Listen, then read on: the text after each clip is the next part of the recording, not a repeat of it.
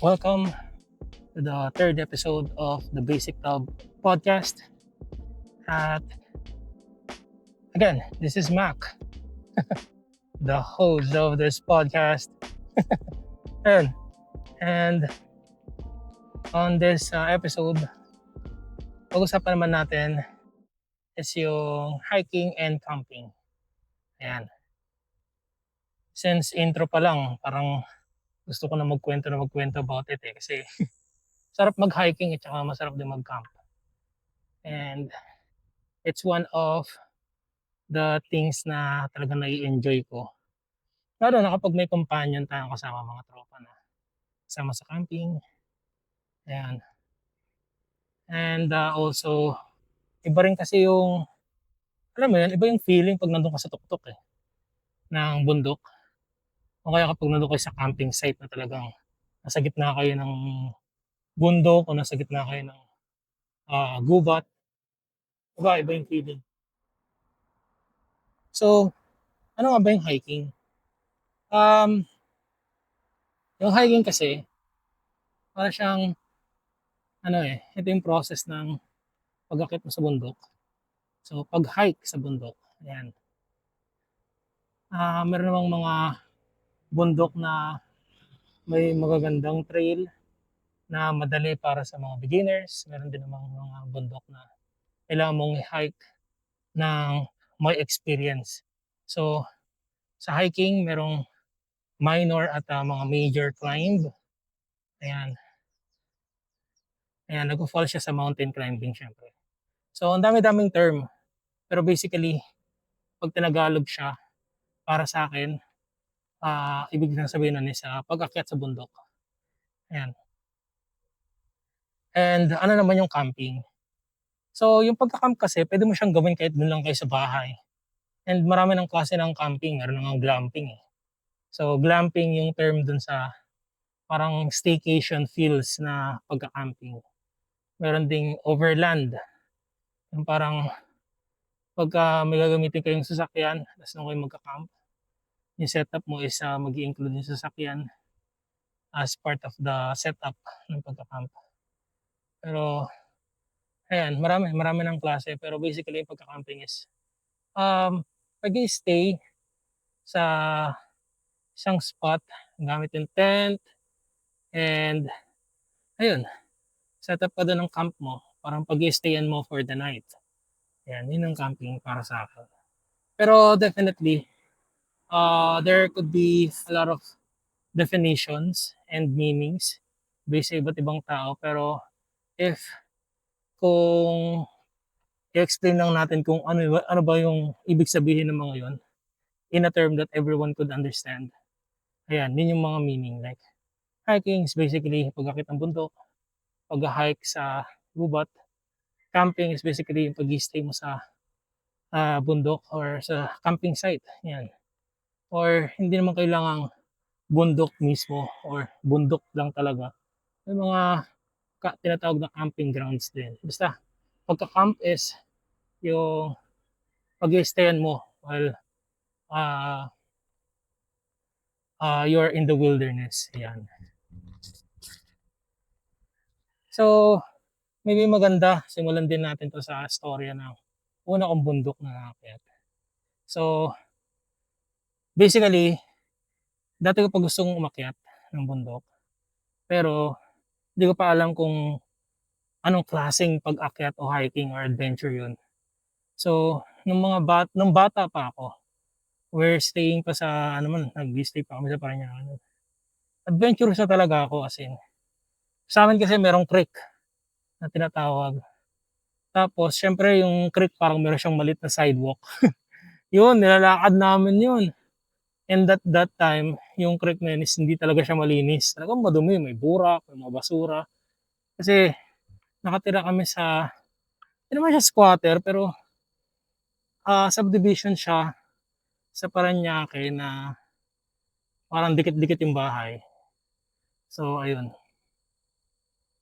And ang nangyari, doon sa creek, pag gusto namin mag-adventure, doon kami dumadaan ng mga kalaro ko nun, mga kaibigan ko.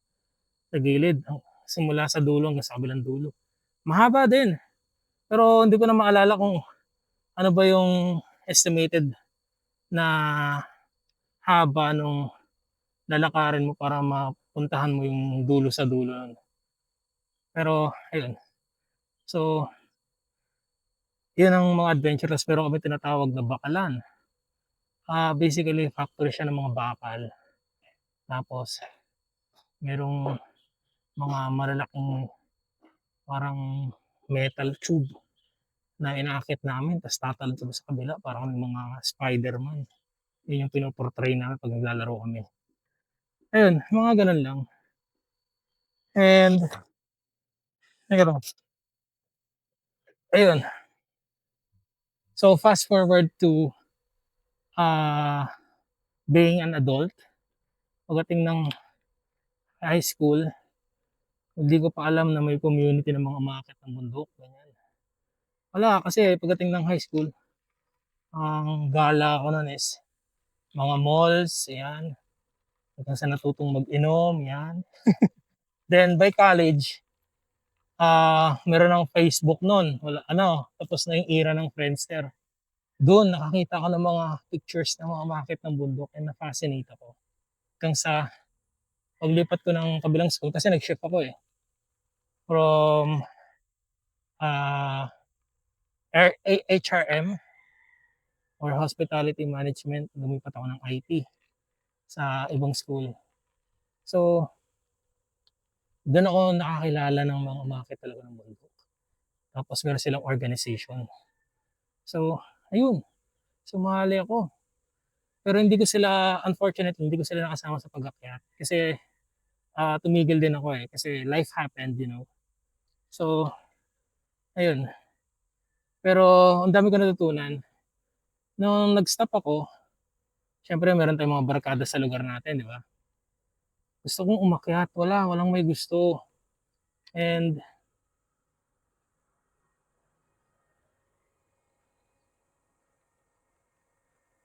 ayun nga, kahit anong yaya ko, hindi nila trip. Kasi yung mga barkada ko nun, relatively na mas matanda sila sa akin. So, parang ako yung one of the youngest sa barkada. Ayan, sa samahan namin, sa tropahan namin, ayan. And anong nangyari, meron akong merong isa sa'min na parang di ko alam kung anong nangyari, kung anong naisip niya, biglang niya ako niyaya. Parang gabi na yata nun o madaling araw. Pumunta siya sa bahay tapos, "Akyat tayo, Mark," ganyan, ganyan, ganyan. Sabi ko, "Talaga? O sige, hanap ako." So, naghanap ako sa Facebook, nag-join kami. So, yung mga sinamahan namin, hindi ko talaga sila kilala. And yung nasamahan namin is event to traverse Mount Makiling. So, basically kapagka, unang bundok na inakyat mo tinatawag nilang Mother Mountain. So, ayun, ang Mother Mountain ko ay naging Mount Makiling. So, yung type of trail na dinaanan namin sa Mount Makiling is yung traverse. So, basically kapag sinabi mong traverse, akit ka sa point A, akit ng bundok papuntang point B. Hindi ka bababa kung saan ka umakyat. So, tatagusin mo sa magkabilang dulo. So, ayun. Pag-akyat namin doon, para kaming namulto. Kasi, no, yung inakyat namin, nagsimula kami sa may geothermal, eh. Yung malapit sa Bae, Laguna ba yun? Basta sa may sea oil yun, eh. Ngayon iba na, eh. Nadadaanan ko siya 'pag nagba-bike ako, 'pag magla-Laguna Loop. Nadadaanan namin siya pero parang hindi na yata sea oil na nandun, parang establishment na siya. Pero ayun nga, so basically, siyempre kapag aakyat ka ng bundok magre-register ka. And after registration, eh, may mga bundok na kailangan mo ng guide, mandatory yung guide. Pero ang nangyayari kasi yung guide dun sa Mount Makiling back then is hanggang a certain point lang. Kasi may, tinatawag na stations yun, eh. So may mga station yun habang paakyat ka ng paakyat sa taas. So hanggang certain station lang sila. And ayun, nung nandun na kami sa last station, so pahinga, ganyan. and then akit kami, papasok na kami sa matataas na talahib ng paakyat ng peak or summit ng Mount Makiling. Hmm, nung tinatagos na namin yun, uy, natakot naman yun, yung baka. Ayun, anyway, daming baka dito 'no. Nung time na ako naman ay nandun na kami sa may talahib, papasok na kami ng gubat, may naririnig kaming mga nagtatawanan na mga babae. So, kami naman tawa rin kami, sabi, "Tara hintayin na natin," and the same time magla-lunch time na rin kasi nun. So, paglabas na paglabas namin dun sa section na parang mga talahiban, tapos pagpasok namin dun sa trail na may puno na matataas, nag-stay kami dun. Tapos balak namin is hintayin namin para makasabay na rin namin sila. Ngayon, anong nangyari, isang oras na kami dun, walang dumarating pero naririnig pa rin namin sila. Hanggang sa parang, nag-snap bigla yung isa sa'min na parang, "Naku, parang nilalaro na tayo ni Mariang Makiling, ah." Ayun, so baka abutin kami ng dilim kakahantay dun sa hindi naman darating na mga nagha-hike din na naririnig namin nagtatawanan. So, dun ako kinilabutan, sabi ko parang, "Oo nga 'no, baka tayo nilalaro lang ni Mariang Makiling." Kasi siyempre merong mga kasabihan dun na yun nga, ang Mount Makiling ay binabantayan ng diwata o elementong si Mariang Makiling. So ayun, and all throughout that trail, iniisip ko siya. Pero dahil first time kong umakyat ng bundok nun, nagulat din ako na nakaya ko siya. If you're familiar dun sa Aguila Base, yung sa kabilang side ng Mount Makiling, kapag nag-start kang mag-trek or umakyat sa UPLB sa Los Baños, yun yung unang mong dadaanan paakyat sa Aguila Base. Pero kami, doon kami sa kabilang side. Back then, yung Aguila Base is hindi pa sementado yun. Trail pa talaga siya. And meron pa mga nagtitinda ng buko along the way nun. Pero ngayon kasi sementado na hanggang Aguila Base. Ayan.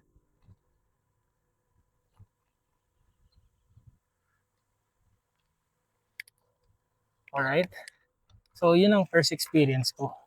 Tsaka ang daming limatic doon. So, yung pag-akyat namin na yun, although traverse siya, day hike lang siya. Meaning to say, hindi ka mag-stay doon for the night. Parang tatapusin mo yung trail hanggang makababa ka ng isang buong araw lang. Kaya day hike. Pero pagka magka-camp ka, yan, overnight camping yan. Overnight hike. Ayan. So, yun yung first experience ko pagdating sa hiking.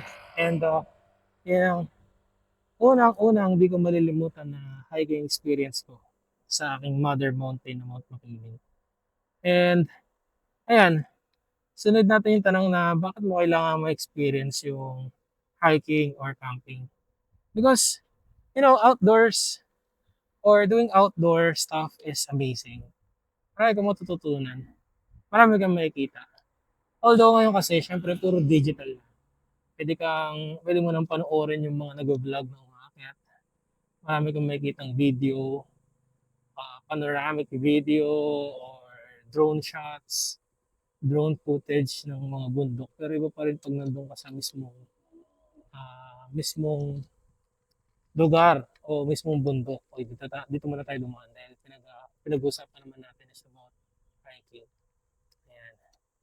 So, ayun, iba pa rin. Kasi parang kapag nag-hiking ka kasi para sa akin or camping, it's also a way for you to test yung capability mo on how you can survive outside of your comfort zone. Kasi maglalakad ka sa bundok, ayan. So, that's one of the things or ways na pwede mong i-test yung capability mo for survival. Doon ako natuto na mangailangan ng mga gamit for survival if in case na kailangan namin kailangan ko o ng family ko na, magkaroon ng emergency camp, emergency na pag-alis o emergency na pag-i-stayan, 'yan. So, do'n ko na-realize yung kahalagahan ng pagkakaroon ng tent, ng mini stove, 'yan, tsaka yung mga emergency kit, 'yan. 'Yun ang natutunan ko do'n, and also, matututo ka kung paano maging prepare or maging prepare. Daming bubog, putik, nakatakot, baka mabutas yung gulong ko. Oh, shoot, sana hindi naman ako maflatan. Pero ayun nga, preparedness, tsaka endurance. Siguro dun ako na-addict, sa, test ng sa pagte-test sa endurance ko when it comes to hiking, na na-apply ko naman sa pagsa-cycling kasi yung type ng or discipline ng, pagba-bike na nagustuhan ko is yung yung parang bike touring ba, yung, gagamitin mo yung bike para makapunta ka sa iba't ibang lugar. And maraming branches yung ganyang klaseng, ah, endurance sports. Puwede ka rin mag-bike camping, 'yan.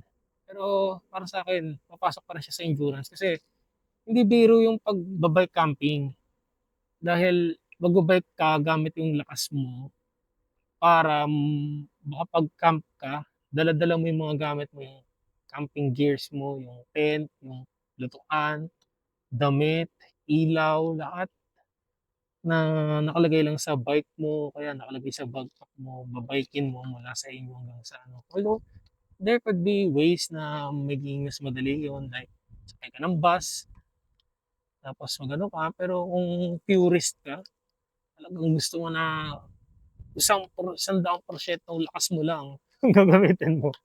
Puwede mong bikein mula bahay niyo hanggang sa pagka-campingan niyo. Which is, one of the goals ng aking ginagawang pagbibisikleta, ayan. Yun nga pala, yun ang ating experience kung bakit kailangan mong mag-bike or mag-bike tuloy.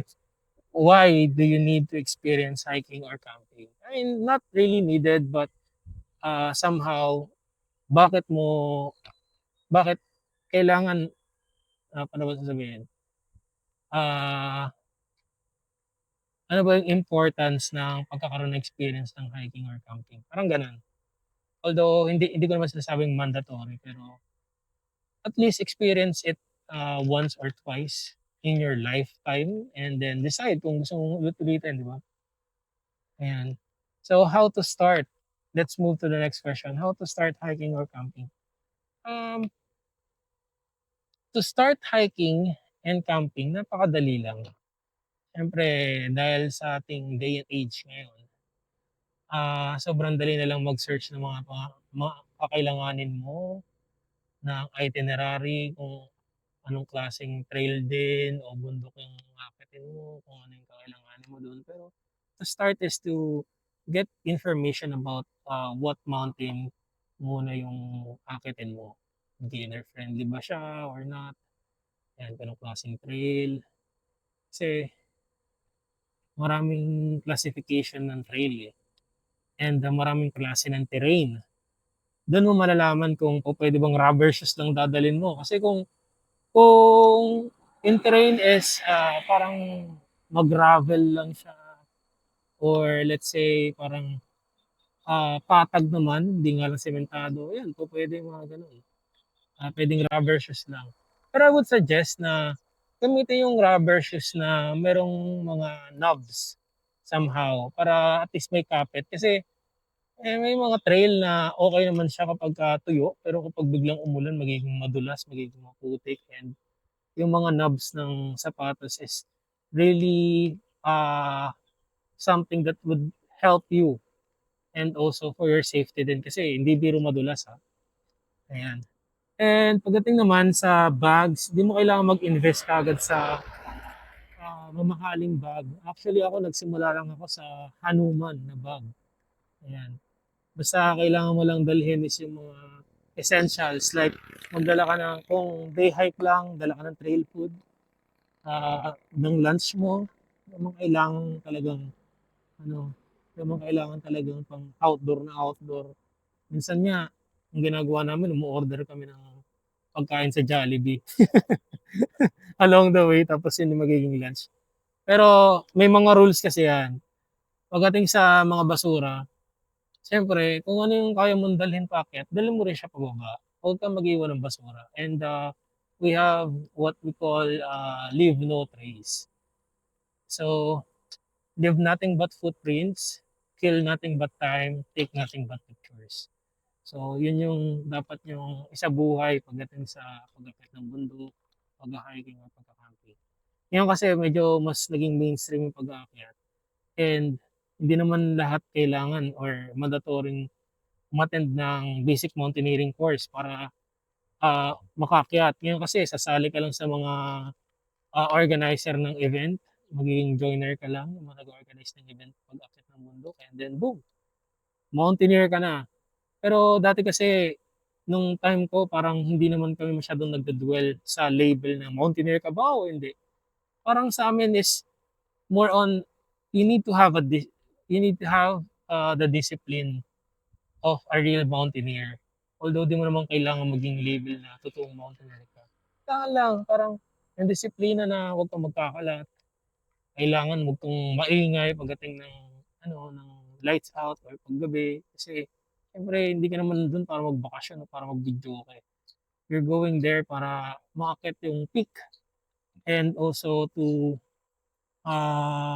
know people. Ayan, camaraderie, and also yung endurance mo, to test your endurance or to train. Yan yung mga reasons. Pero kung akit ka dun para mag-video, I think nature or inside the forest is not the best place for you to sing like in a video house. Diba? So, ayun. At pagdating sa mga gamit, sa wear naman, sa attire, I would say, huwag masyadong mag-show ng skin. Well, it's just for me. I'm not saying na bawal, pero for your own protection din. Alam nga namang, di ba, akit ka ng bundok, nakatupis ka. Siyempre, paano kung may mga sanga doon na madadaanan nyo? Pwede kang magkaroon ng sugat doon. I would say na at least pants or trekking pants. Marami ng mga trekking pants ngayon na magagaan at mura. And mga dry fit din, yung breathable na pants. Diba? Yan. Tapos, um, mga dry fit na damit. Meron mga, tawag dito, mga long sleeve na dry fit. Yan. Protection sa mga sanga, sa elements. Yan. Kailangan din prepared ka pag umuulan. Nagdadala rin kami ng mga kapote nun pag umakyat. Kapag naman ang akitin naman is malamig tulad ng Mount Pulag, ayan, kailangan mag-prepare ka sa lamig. Like meron kang sweater or ang outdoor na lightweight na pwedeng panglaban mo sa lamig para hindi ka ma-hypothermia. Dahil di rin din yun. Ayan. So, in the next future episodes, maybe we can discuss some of my experiences sa mga certain na bundok.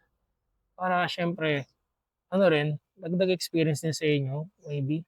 Pero tingin ko kasi outdated na yun dahil ang tagal ko na hindi umakyat. Pero maybe one or two of the things that I've experienced is maging valuable din sa inyo siguro. Kaya tignan natin kung magagawa natin yun as one full episode per mountain na naakyat. Diba?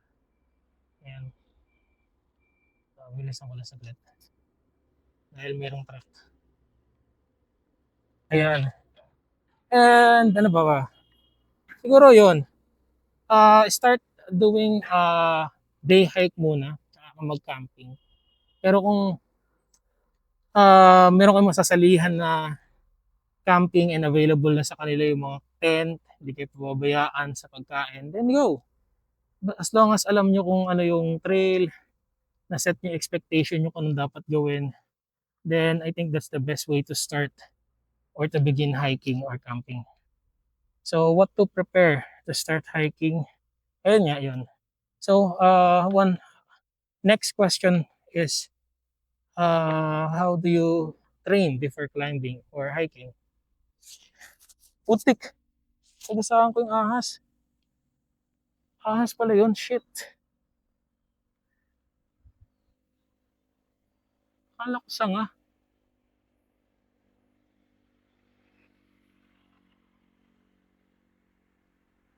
Napataas yung ano ko eh. Ahas yun, men. Teka, think na-capture ko yun eh.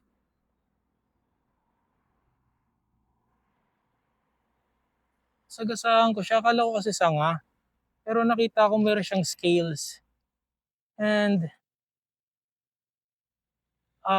meron siyang scales at saka meron siyang ulo.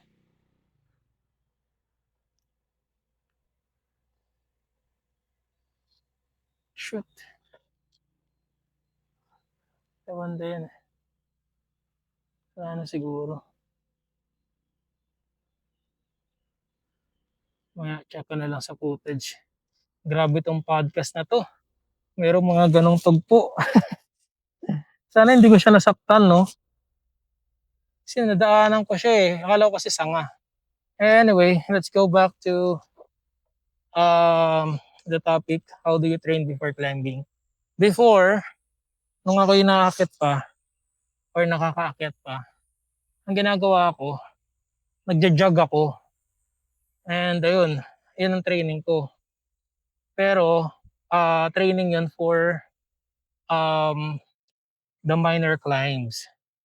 And kapag ready ka nang umakyat ng mga major climbs, normally, nagre-require sila ng at least tatlong minor climbs before you climb major climb.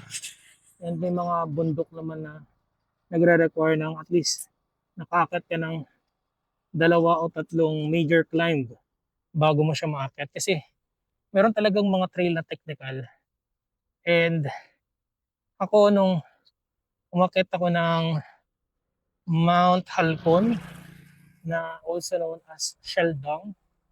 Yan, umakyat ako ng mga major climb din nun. And isa sa mga bundok na favorite ko is yung Tarak Ridge na parte ng Mount Maribeles. Ang haba ng Mount Maribeles pero hindi ko siya naakyat. Laging Tarak Ridge lang. Pag gusto kong mag-relax, Tarak Ridge lang. Minsan hanggang Papaya River nga lang ako eh. Tapos baba na. Pero yun nga, yun yung mga bagay na kailangan yung intindihin. And pwede kayong mag-search or mag-chat GPT or kumuha ng coach on how you could prepare pagdating sa akyat. Pero nung time na nakita ko, ang ginagawa ko lang talaga is laging everyday, hanggang ngayon naman, mobility exercises para syempre di sumakit ang balakang ng tito nyo. Tsaka, ayun, ah, pag tumatanda, mabilis nang manakit yung mga buto-buto. Pero, ayan, I hope na makayanin pang umakyat sa mga mas matataas pa ng bundok na nabanggit ko doon sa mga unang episodes natin. Pero yun nga, yun, ganun ako mag-train. And then, recommended mountains to hike or camping sites to camp. Marami ng camping sites ngayon, lalo na sa bandang Rizal. Ayan. Kahit saan meron na. Pwede na kayong maghanap sa Facebook, napakadali na lang. Marami mga Facebook groups, marami sa TikTok na mga ah, camping sites na pwede niyong i-search. Rizal, Laguna, North Part, South Part. Ayan, marami. And then, ano pa ba? Recommended na hiking or mountains to hike for beginners. Ako, nagsimula ako sa mahirap agad. Pero maybe, ano rin ako eh, medyo athletic din kasi ako ng time na yun. Sumasali ako sa track and field, volleyball, sepak takraw. Yan yung mga sports ko nung high school. And pagdating nung college, natakbo-takbo rin kasi ako nun. Pero, kaya kaya naano ko, nakayanan ko siguro yung, first mountain ko na Mount Makiling. Pero I wouldn't advise to do the same thing kasi magkakaiba naman tayo. Pero kung tingin mo kaya mo, nage-gauge mo yung physical fitness mo, then why not, 'di ba? Pero I would suggest to start with much easier, mountains. Maraming easy mountains lang, like let's say sa Nasugbu, Batangas, may Mount Batutlao, merong Mount Talamitang, Mount Mariglem. Yung Mount Makulot gusto kong balikan yun kasi sarado pa rin hanggang ngayon. Ang daming mga, bagong mga bundok ngayon na open. So, tingin ko hindi na kayo mahihirapan dahil lahat nasa online na. Ayun, nagulat ako kay kuya, biglang lumitaw. Ayun, other than that, I guess you're good to go. Pagdating sa camping sites, yun, search nyo na lang din. Wala akong mare-recommend masyado kasi matagal na ako din umakyat. Pero I think you get the idea naman na kailangan nyo lang magkaroon ng mga basic items and basic gears for you to camp. Especially yung tent, ground sheet, yan. And tarp, kung alam niyo na kung paano gumamit ng tarp para meron kayong sariling shade or pag umulan, hindi directly sa tent yung patak ng ulan. Yan. Malalaman yan as you go along the way sa pag-akyat. Ayan. And next, what is the importance of an LNT or Leave No Trace? So, I think na-explain ko na to kanina pero ang pinaka-thought lang naman ng LNT is huwag kang magkalat sa bundok. Diba? Hindi ka naman taga dun eh. And kung taga dun ka man, tingin mo tama yung pagkakalat sa bundok. Diba? Huwag kang magkalat. Kasi pag nagkalat ka, hindi mo lang sinisira yung bundok. Pero pinapatay mo na rin yung mga animals na doon talaga nakatira. Kasi foreign yung mga object na yun eh. Lalo na yung mga hindi nabubulok. Diba? So, ayun. Um, yun yung pinaka ano nun. Tapos,